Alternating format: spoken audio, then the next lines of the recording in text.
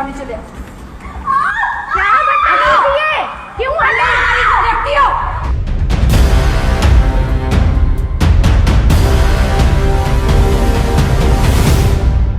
डाउ यूनिवर्सिटी इंतजामिया सिंधी शागिर्दनि सां बदसलूकी करण ते 3 मुलाज़िमनि खे मुअतल करे छॾियो।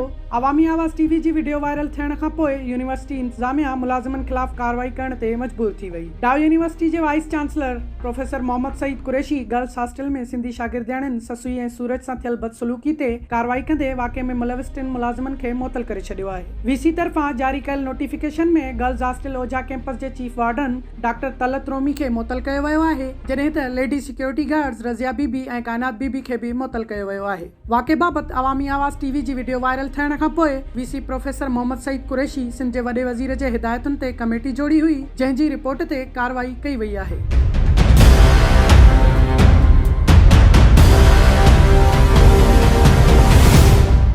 विज़िट कयो अवामी आवाज़ मीडिया ग्रुप जी वेबसाइट awamiawaz.pk